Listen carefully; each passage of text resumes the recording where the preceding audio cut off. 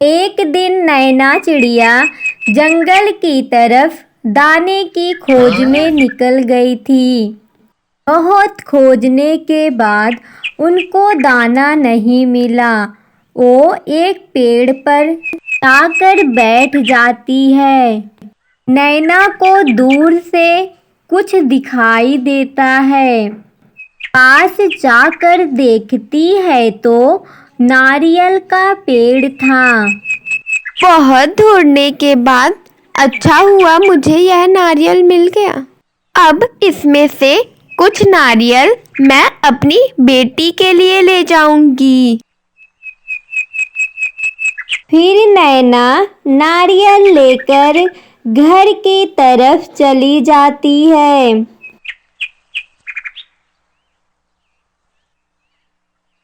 रास्ते में उसे गौरी कौवी मिलती है।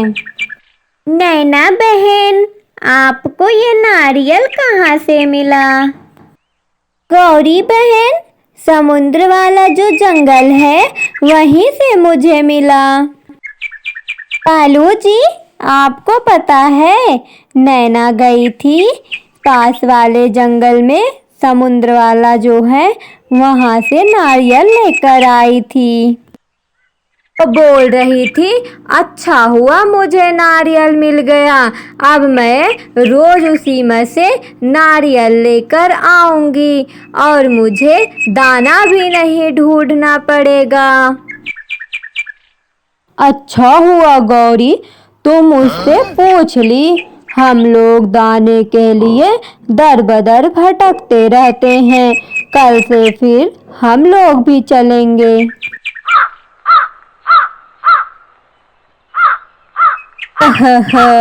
कालू जी, आप सही बोल रहे हो, हम लोग चलेंगे, कल सारा नारियल तोड़ लेंगे।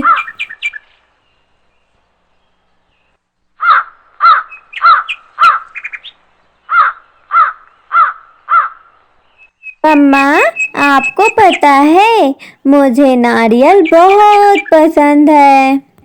अच्छा मेरी लाडो, कल मैं अपनी लाडो के लिए फिर से नारियल लेकर आऊंगी।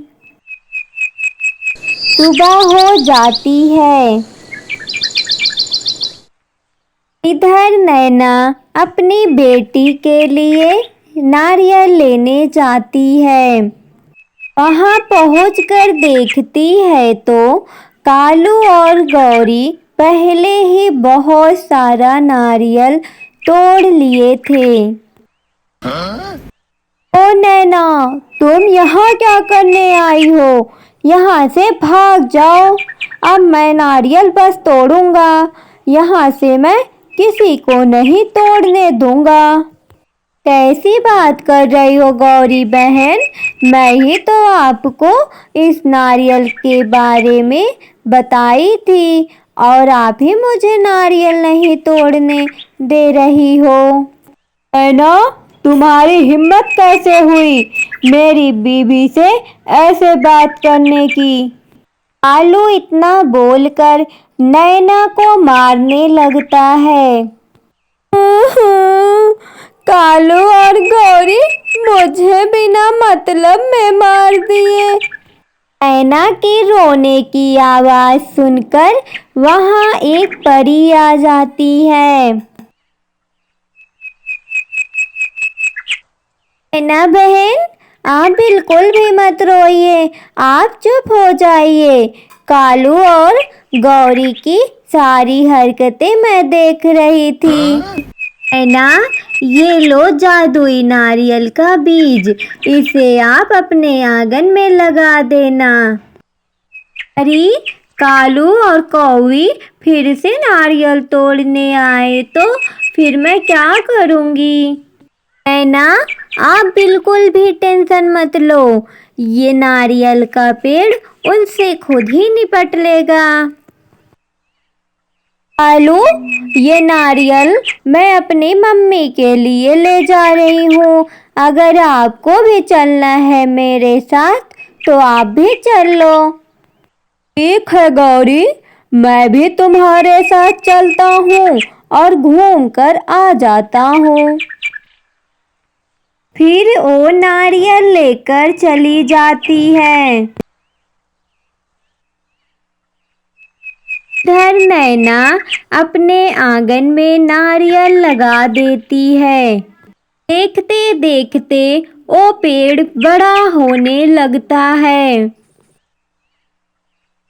पेड़ में फल भी लग जाता है। बेटी लाडो, मैं ये फल जंगल के सभी पक्षियों को खिलाऊंगी। जब गौरी लौट कर आती है तो देखती है चिड़िया के आंगन में नारियल का पेड़ था। कालू जी, ये कैसे पॉसिबल हो सकता है? इतना जल्दी इतना बड़ा नारियल का पेड़! लग रहा है ये कोई जादुई नारियल है। गौरी, तुम बिल्कुल सही बोल रही हो। चलो इस नारियल के पेड़ को अपने घर के पास लगा लेते हैं। गौरी, मुझे और एक बात पता चली। चिड़िया जंगलों में नारियल बांटती है। जब चिड़िया नारियल बांटने जाएगी तो हम लोग चलेंगे, पेड़ को उखाड़ ले आएंगे। इधर चिड़िया नारियल बांटने जंगल की तरफ चली जाती है। और चिड़िया नारियल बांटने के लिए जंगल की तरफ गई। चलो हम अपना जेसीबी लेकर आते हैं। फिर कालू जेसीबी लेकर आ जाता है। कालू जी, थोड़ा देख कर चलाइए। कालू जी, आप 1 मिनट रुको, पहले मैं नारियल तोड़ लेती हूँ। फिर गौरी नारियल तोड़ने लगती है। इतने में गौरी के ऊपर डंडा बरसने लगता है। बचाओ मुझे, बचाओ कालू जी, बचाओ मुझे, कोई मुझे मार रहा है। कालू जी, बचाओ मुझे। इतने में परी वहां आ जाती है। तुम दोनों चिड़िया को बहुत परेशान किए और जंगल के सारी पक्षियों को भी। रुको तुम दोनों को तो अब मैं मजा चाहती हूँ। अब मैं तुम्हें बताती हूँ किसी को परेशान करने का क्या फल मिलता है। डंडा लेकर उन दोनों को मारने लगती है। कालू और गौरी अपनी जान बचाकर भागने लगते हैं।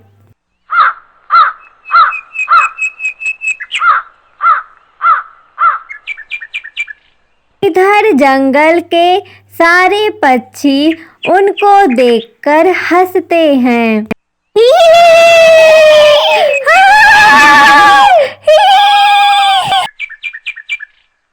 परी उन दोनों को मारते मारते दूसरे जंगल पहुंचा देती है। फिर परी वापस जंगल में आती है तो सारे पक्षी मिलकर ताली बजाते हैं और बहुत खुश हो जाते हैं। इस तरह से कालू और गौरी को उनके किए की सजा मिल जाती है।